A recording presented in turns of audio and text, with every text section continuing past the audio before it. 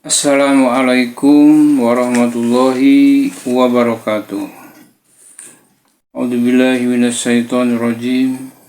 Bismillahirrahmanirrahim. Allahumma sholli ala sayyidina Muhammad wa ala ali sayyidina Muhammad, amma ba'd. Sahabat dan saudara-saudara seiman dan setanah air di mana saja berada, sehat walafiat tentunya, dan mudah-mudahan kita selalu mendapat perlindungan Allah Subhanahu wa Ta'ala. Amin ya Rabbal Alamin. Sahabat seiman dan setanah air di mana saja berada, pada kesempatan ini saya akan membahas tentang isi dari sambutan Menteri Agama, yaitu Profesor Dr. Kiai Haji Nasaruddin Umar MA. Ya, cukup lengkap yang disandangnya. Ya, Kiai Haji ini mungkin yang akan membawa Indonesia ke depan lebih baik, ya, dalam pembinaan agama dan kerukunan agama tentunya.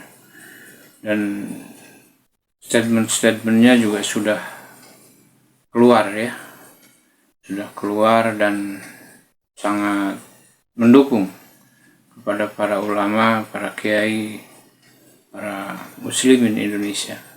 Seperti yang paling keras adalah jangan ada lagi yang mengaku-ngaku keturunan Rasulullah. Ya. Jadi Ba'alawi ini sudah tidak boleh mengaku keturunan Rasulullah. Itulah intinya, ya. Kemudian ada lagi, lebih baik hilang sekampung daripada hilang ulama seorang. Nah, itu juga udah merupakan sesuatu yang luar biasa, ya. Nah, sahabat, pada kesempatan ini kenapa saya bahas masalah pernyataan Menteri Agama pada hari ulang tahun guru di Kementerian Agama dan secara nasional. Sebetulnya Menteri Agama di sini berbicara atas Kementerian Agama, ya, Departemen Agama maksudnya. Jadi di sini beliau mengemukakan banyak hal, ya, dengan kalimat-kalimat kiasannya, ya, yang normatif sekali dan sangat dimengerti, ya. Jadi insya Allah pendidikan, khususnya pendidikan agama, akan diawali dari madrasah, ya. Sebab memang hal ini yang dirasakan beberapa tahun kebelakang ini sangat berkurang, ya. Jadi tidak seperti dulu waktu saya kecil, saya usia ya sekitar tahun 60-an,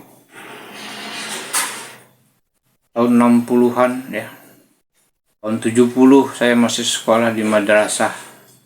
Pagi saya sekolah di SD, sore saya sekolah di madrasah. Nah, madrasah belajar khusus agama, ya. Kemudian SD saya belajar secara nasional. Dan ini dirasakan sangat bermanfaat sekali. Sampai saat ini saya bisa menulis Arab, saya bisa menulis tulisan Arab, ya alhamdulillah lah. Padahal hanya paling sampai kelas 3 madrasahnya, ya. Kemudian juga saya bisa membaca huruf Arab, membaca Arab gundul, ya. Ya kenapa? Ya karena diajarkan oleh guru. Dan ini sangat bermanfaat dan itu tidak lupa oleh saya, ya. Dari sejak saya berusia 7-11 tahun sampai saat ini saya sudah di atas 60 tahun, ya. Tapi pelajaran pendidikan itu sangat bermanfaat dan dirasakan manfaat. Dan ini pun kalaupun diterapkan, saya kira demikian, ya. Dimana di sekolah madrasah kita belajar menulis Arab, tapi sekarang anak SD, anak SMP kadang-kadang menulis Bismillah aja nggak bisa, ya kan? Menulis lafaz Bismillah aja nggak bisa, ya. Tapi ketika saya sekolah dulu di madrasah, kita selalu diawali dengan kalimat bismillah di atas, dan itu harus kita tulis. Walaupun kita gambar, lama-lama kan kita pintar menggambar, akhirnya paham. Nah itulah, jadi baiklah sahabat dan saudara, saya kira pendidikan agama di usia dini itu sangat penting, sebab itu yang akan teringat dan itu yang akan terbawa, ya. Dan itu yang akan membuka kita bisa mempelajari agama, ya, mempelajari Arab, ya. Sebab agama lebih identik kepada Arab, sebab Al-Quran berbahasa Arab. Demikian sahabat, mudah-mudahan ke depan Indonesia akan lebih berkembang lagi, lebih maju lagi, ya. Dan mudah-mudahan pemerintahan Presiden Prabowo ini memang betul-betul, ya, berjalan dan dapat melaksanakan kekurangan atau mengisi kekurangan-kekurangan yang saat ini dirasakan kurang oleh kita semua. Baik, yuk kita simak saja bagaimana pemaparan atau sambutan dari Menteri Agama Profesor Dr. Nasaruddin Umar MA, ya, pada peringatan Hari Guru Nasional, ya. Yuk kita simak videonya, dan jangan lupa di like, di subscribe, dan di komen. Bagi yang sudah subscribe, saya ucapkan banyak terima kasih. Mudah-mudahan diberi segala mudah urusan, diberi banyak rezeki, dan diberi umur yang panjang dan barokah. Amin ya robbal alamin. Betul-betul adalah seperti bahasa Sanskerta itu sendiri, ya kan. Bahasa Hindu itu sebetulnya. Guru itu berasal dari dua akar kata. Gu artinya kegelapan, ru artinya obor. Jadi guru adalah obor yang menerangi kegelapan.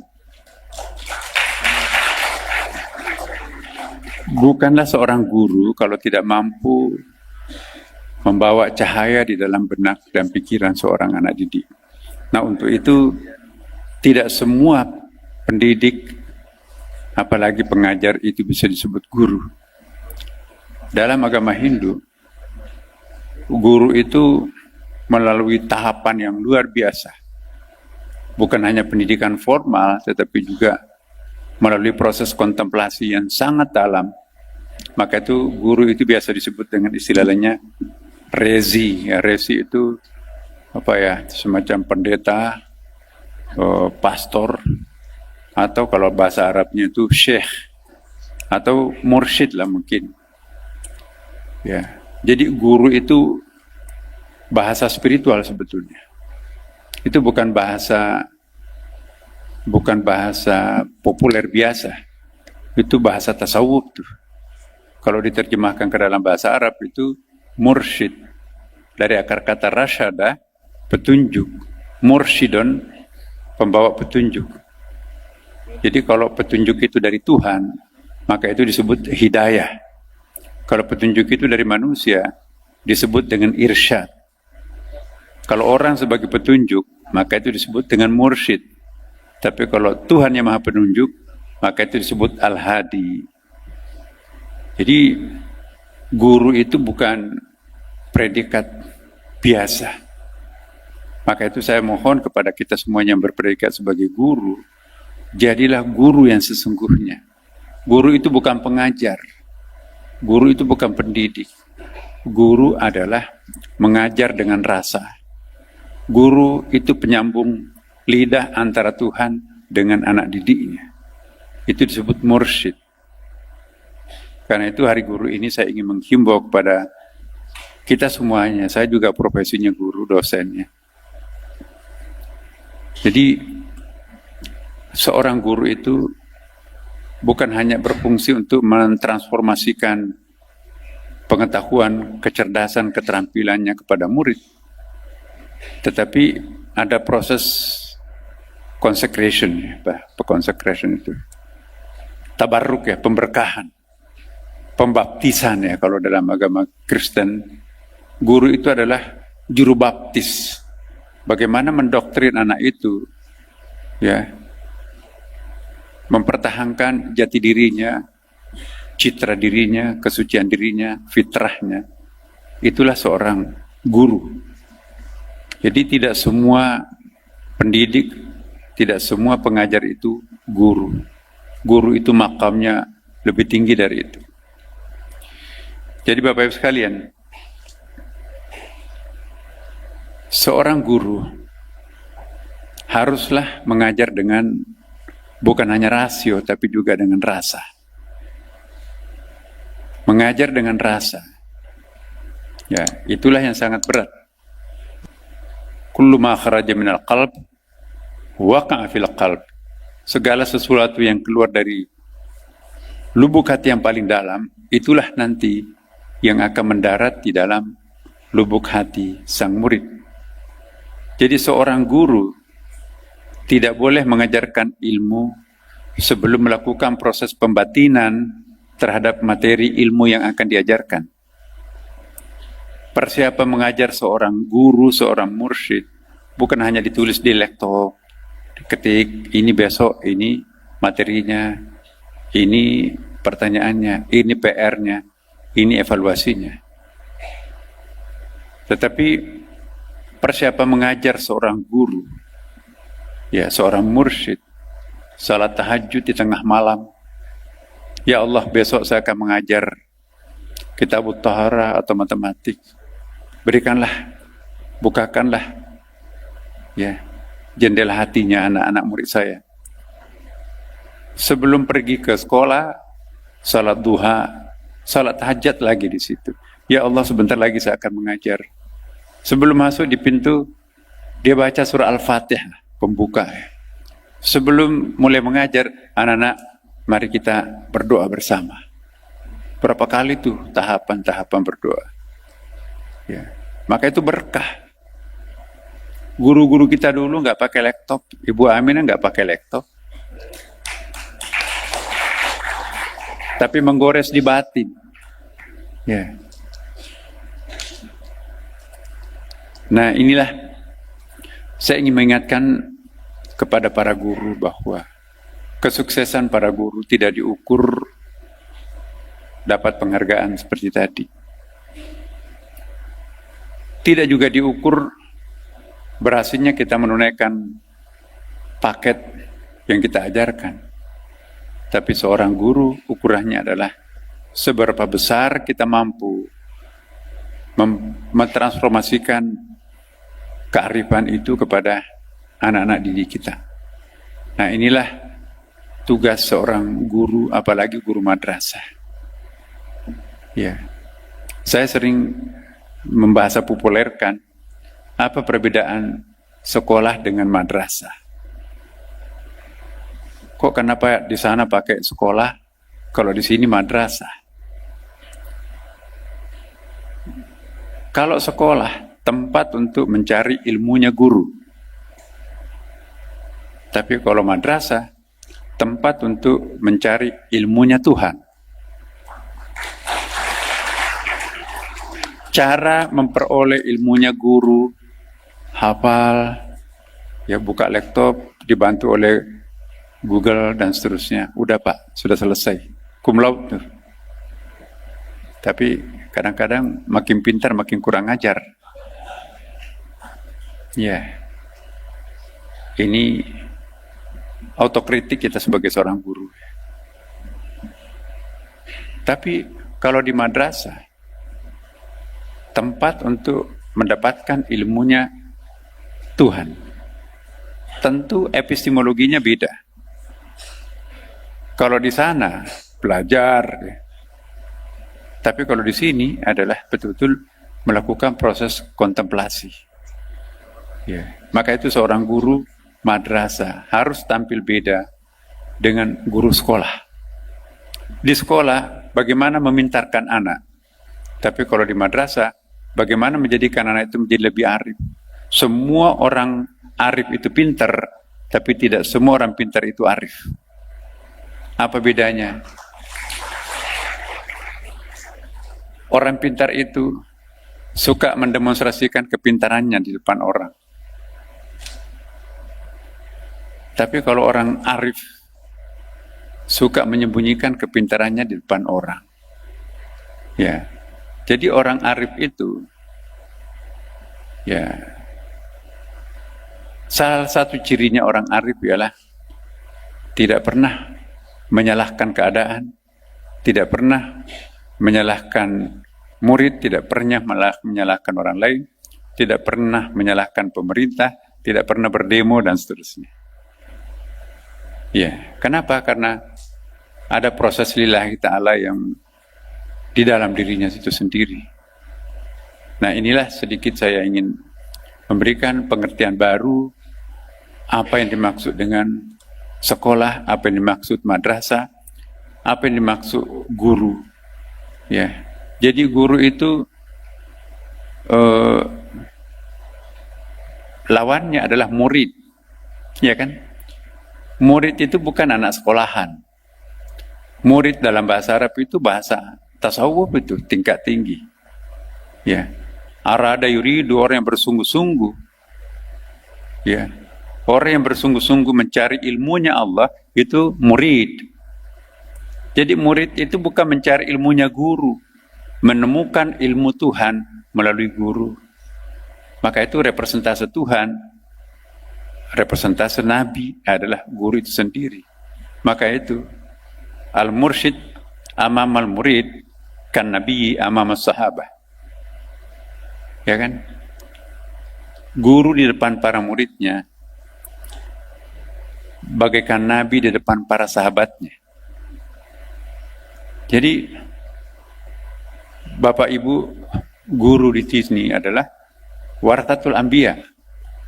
Al-ulama warathatul anbiya. Kalianlah semuanya para guru adalah ahli waris spiritualnya Nabi. Berat itu predikat ustadz itu, guru itu. Karena itu mari kita mencoba mengevaluasi, mengeritik diri sendiri. Apakah kami sudah betul-betul sebagai guru? Ya. Coba lihat di dalam Ihya Ulumuddin. Syurutul murid, ya, wa syurutus syekh. Ada 6 syurutul murid, tapi ada 12 syurutus syekh, syurutul muallim. Jadi syarat menjadi murid berat itu. Tapi lebih berat lagi syaratnya menjadi guru. Ya, 12 persyaratan untuk menjadi guru dan 6 syaratnya untuk menjadi murid. Berarti 2 kali lipat harus kita temukan diri kita lebih daripada murid itu sendiri. Nah, ini kalau kita mau menirukan guru di masa lampau.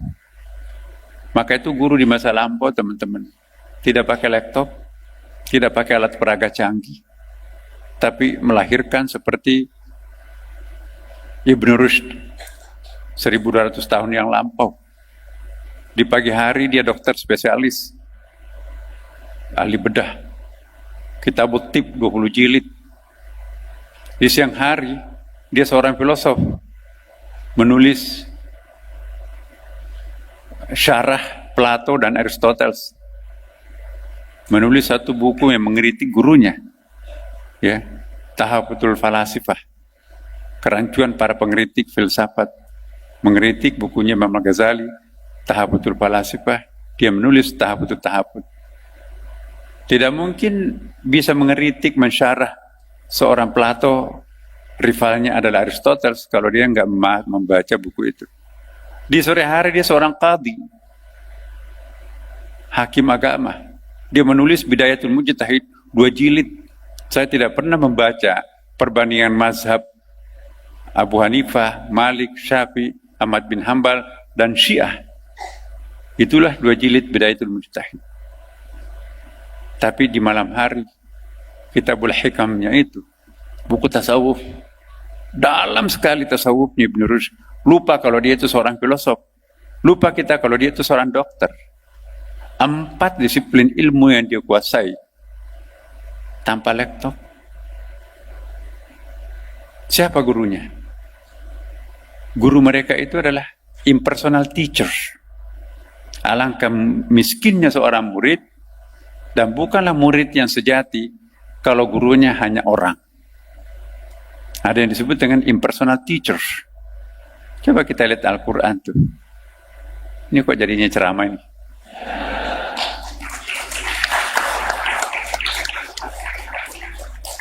Butuh sambutan atau saya lanjutkan? Sambutan ya. Kalau gitu kita nggak usah lanjutkan yang tadi itu.